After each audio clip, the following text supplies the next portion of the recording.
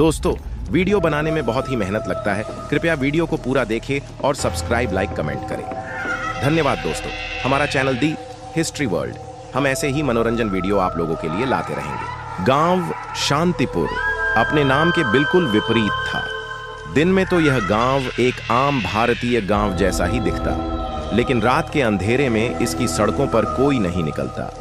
लोग कहते थे कि गांव के बाहर स्थित पुराने खंडहर में एक दानवी आत्मा का वास था, जो रात होते ही निकलती और किसी न किसी को अपना शिकार बना लेती। रवि एक साहसी युवक जो शहर में पढ़ाई करने के बाद अपने गांव लौटा था, इन भूत प्रेत की बातों पर यकीन नहीं करता था। वह एक तार्किक व्यक्ति था और इन सब चीजों को सिर्फ अंधविश्वास मानता था।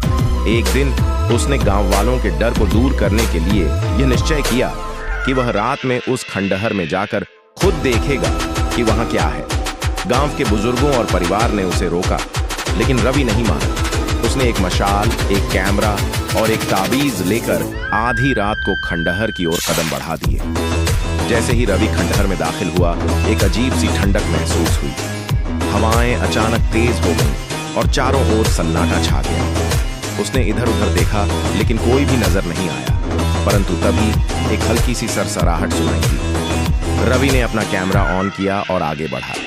तभी अचानक दीवारों पर अजीबोगरीब छायाएं नाचने लगीं। उसकी मशाल की लौ एक झटके में बुझ गई और अंधेरे में एक ठंडी हवा का झोंका उसे महसूस हुआ। कोई जवाब नहीं आया, लेकिन उसके पीछे किसी के चलने की आवाज आई। उसने मुड़कर देखा, पर वहां कुछ भी नहीं था। अचानक एक भयानक हंसी गूंज उठी और सामने एक काली आकृति प्रकट हो गई। वह आकृति हवा में तैर रही थी।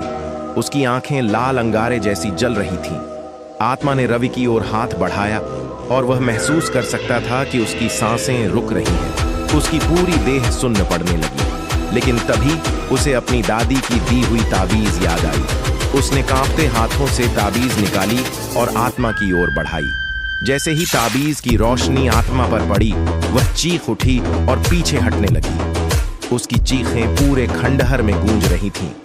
धीरे धीरे वह धुएं में बदलने लगी और अंततः गायब हो गई। रवि ने जब अगले दिन गांव वालों को पूरी घटना सुनाई, तो गांव के सबसे बुजुर्ग पंडित जी ने बताया कि वह आत्मा एक पिशाचिनी थी, जो कई वर्षों से इस जगह बंधी हुई थी। वह केवल डर के सहारे जीवित थी, लेकिन जब उसका सामना साहस और शक्ति से हुआ, तो वह कमजोर पड़ गई और अंततः नष्ट हो गई। इसके बाद से गांव वालों का डर खत्म हो गया।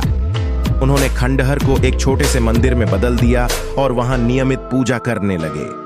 रवि का साहस न केवल उसके लिए, बल्कि पूरे गांव के लिए एक नई शुरुआत बन गया।